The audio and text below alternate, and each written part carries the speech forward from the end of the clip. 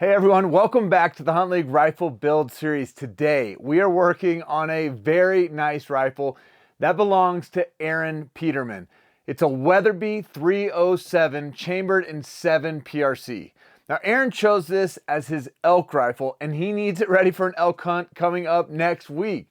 But he's been struggling to find a reliable zero, and he has gone through several boxes of ammo chasing a solution. He's already in this rifle over $2,000 between the rifle, the scope, the base rails, the rings, and bipod. And now he is blowing through ammo, but he's still not dialed in. Before we diagnose the problem and take you to the range, I have to share a quick story. When I was 16 years old, my dad took me and my younger brother on what I would call my first real hunt. There was a wealthy business owner out of Jacksonville, Florida, and he invited us to come out and hunt this high fence property in Georgia that was starting to get overrun with wild hogs. Now, before this hunt though, he took us to his gun cabinet and he told me something that has stuck with me for over 30 years. Now, he had several rifles that all looked alike, and he pulled one out of the cabinet and he introduced me to Weatherby rifles. And he said, "They make the finest rifles on earth." Now, it was my time to pick which one that I wanted to use for this hunt. And if it were up to me, he said, I would choose this. And he handed me this 30-06.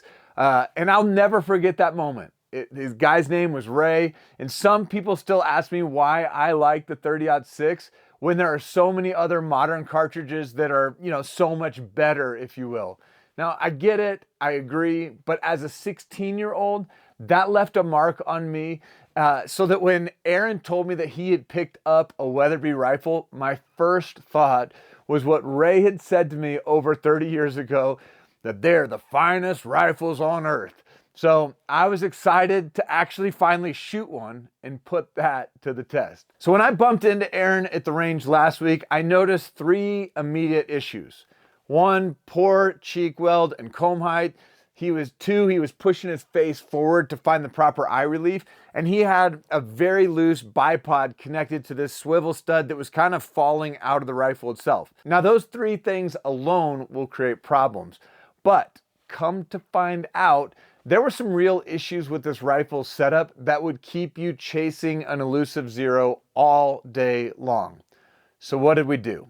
Before we touched anything, I had Aaron close his eyes, get into a natural shooting position, and then open his eyes to tell me where his line of sight fell. And when he opened his eyes, he was looking at the bottom of the scope and the rings. That's a classic sign that his comb height was too low. Because this Weatherby has an adjustable comb height though, we simply raised it to the highest setting and had him repeat the process. And the goal is really for you just to be able to close your eyes and then open them and find the reticle naturally. This Weatherby 307 made that easy. It was an instant improvement. Next, we somewhat repeated that process, but this time I had him open his eyes to see if he was moving his head forward or backward to find the proper eye relief. Now, Aaron was pushing his head forward. This rifle was forcing him into this awkward position that both degrades accuracy and it'll wear you out at the range and in the field. Generally, this is a simple fix, and this is, you just move the scope rings back or the pick rail, or maybe you have a little bit of extra mounting length on your tube, and just slide it back. That's usually all you got to do to fix that problem. Now, even though the gun shop that he bought it from had mounted the optic for him, Aaron had added above a level.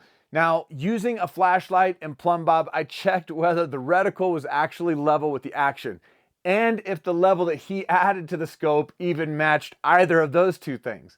Now, if you watch the mounting a rifle scope video that I recently released, I talked about how I use a plumb bob and a flashlight to check if the reticle is level. Come to find out, everything was out of sync. The reticle wasn't level with the action, and then the level that was attached to the scope wasn't level with either. Now, it was at this stage though in the process that I think we uncovered something huge that would have kept Aaron in a constant state of frustration. As we started adjusting the scope rings, I noticed a little bit of play in the rail that attaches to the action. I removed the base, the rings, and I wanted to confirm that the screws attaching the base rail to the action were actually torqued down properly.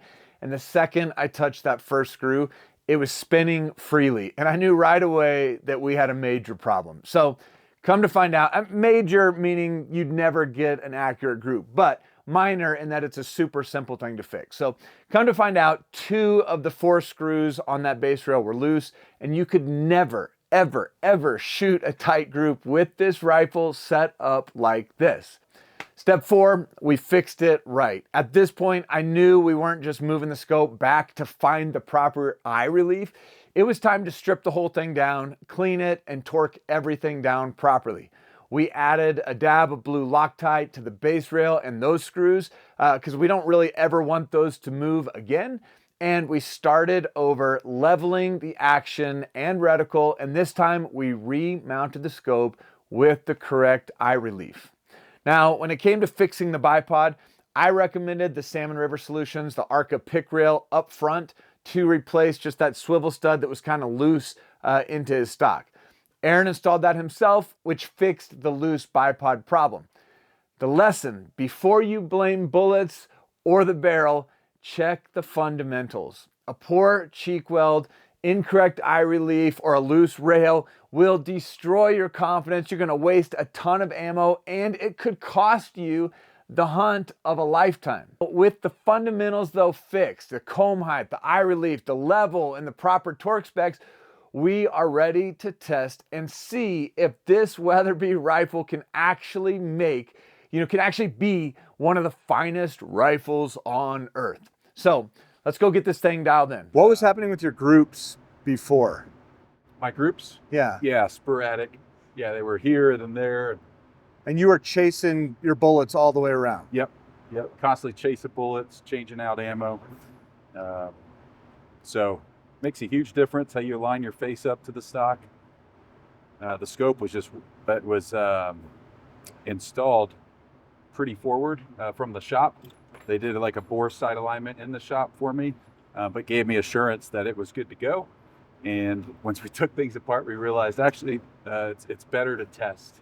Wasn't even close to level. Got a stable foundation. If you're looking at a $2,000 setup right now, it was probably never going to be accurate just because the scope plate wasn't securely positioned. So today we're getting 0, hitting the elk woods in about 5 days. Now again, if you're subscribed to the channel, you may have seen the video where I showed you how to use a laser bore sighter to do a 2-shot 0.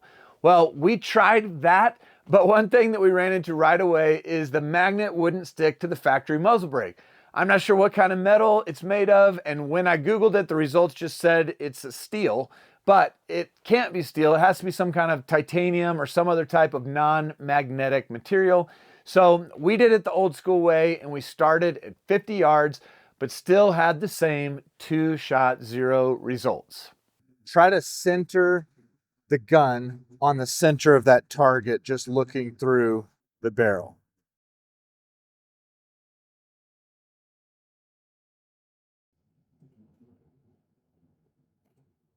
Okay, re-look through the bore. Is it still lined up? Looks good. All right, we're ready. You see the hole? Little right. Just a little? Yep.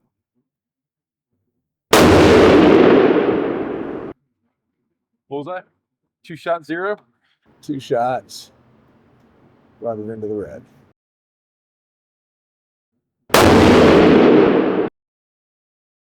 And you want your reticle and your target in the same focal plane.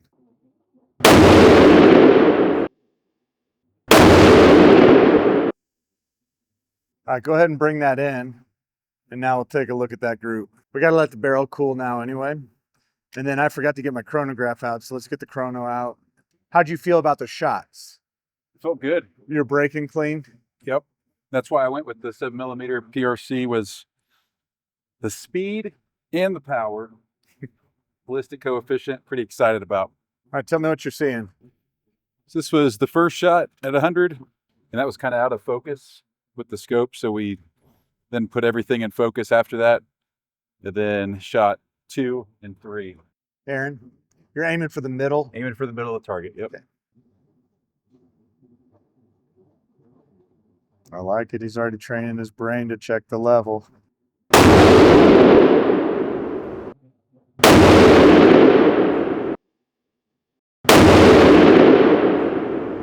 Here's your 1, 2, 3.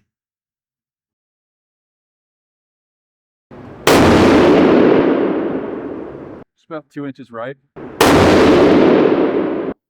Okay, shot 2, grouped up nice. All right, shot 3, put it in the same hole. Make sure you aim at the same point. Don't aim at the bullet holes.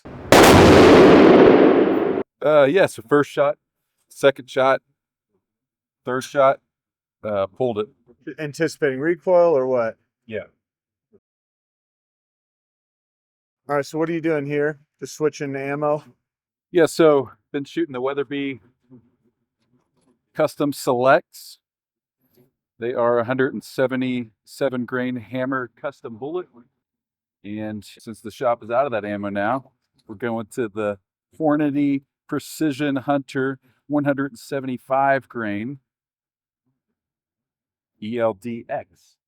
All right, switch the ammo. We're going upper right with the ELDX 175s. Just right, which is okay.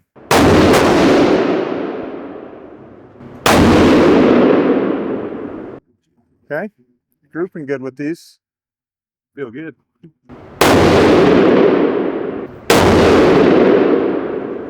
So 1, 2, 3, 4, 5. Are you recording already? Yeah, so I mean, it's still a little warm.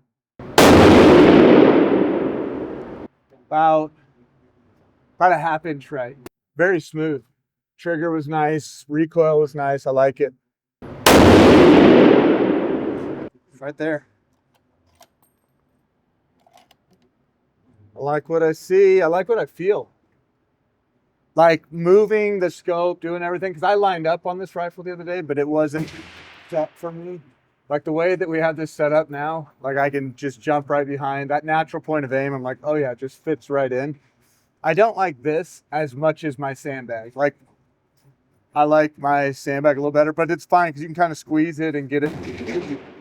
And I do like having this level a little bit beyond the turret because when I'm opening both eyes, like I can see it right away and make adjustments without pulling out the scope. So I do like the way that you have this like set up. It's like with this level kind of set, like I can pull my eye straight to it. Let's get this last one down. It's a fine shooting rifle you got here, Aaron. I think you're gonna like it. Yeah, the first time I shot it out of the box, it didn't have the muzzle brake on it.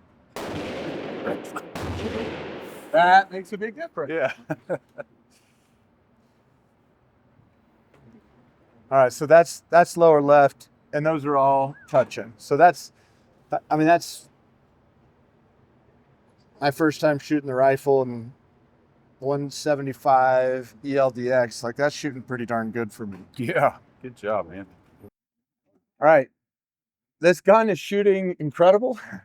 I just took this off to try to reset the 0 stop so I could get it on.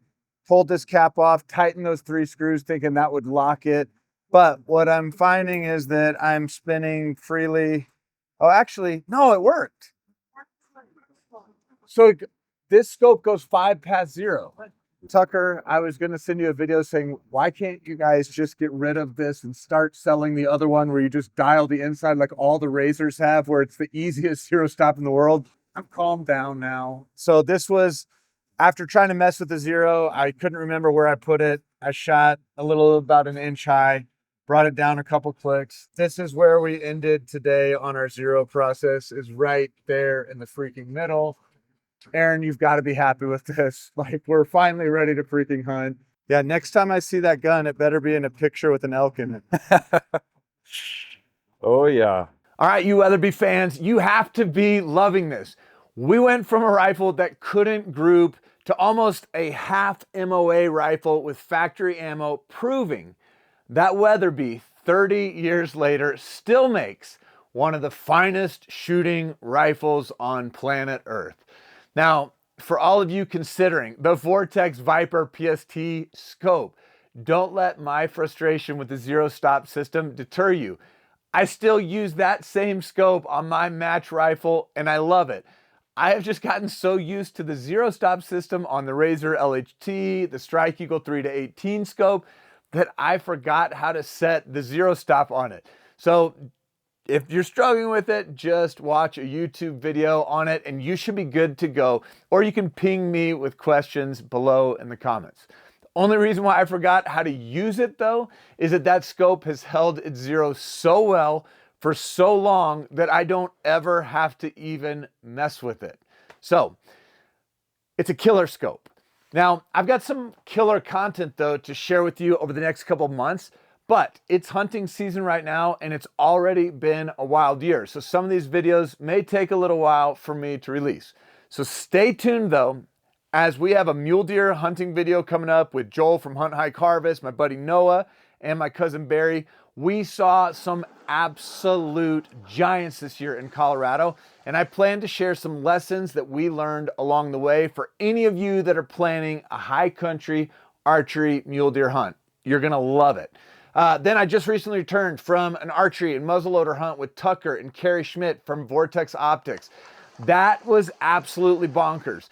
We glassed them up, we called them in, and we even had a bull charge in so close that Tucker and Carrie could have reached out and touched it. Definitely one of my favorite hunts, and I can't wait to share that one with you as well on this channel and show you how we use the HuntLeague app on that hunt to capture the entire story. Plus, we finally got our hands on the new Seekins PH3 rifle, which is the rifle that we give away to the Outdoorsman of the Year inside the HuntLeague app. So if you're looking for one of the most incredible, the best of the best, look no further than the Seekins PH3 rifle. Well, we finally got our hands on one, we tested it, and we put one of the coolest scopes I have ever touched on it. It is the Burris Eliminator 6, and I cannot wait to share that video with you here really soon. All right, I hope you enjoyed our time with Aaron today at the range with his new Weatherby 307. If only it was chambered in a 30-06. In Ray's words, it very well might be the finest rifle on planet Earth. So thanks again for watching today. Hit the subscribe button, drop a comment, tell us what rifle you are building next. And if you want to be a part of this series, download the HuntLeague app and join our community. So good luck to you in the field as you chase your next adventure.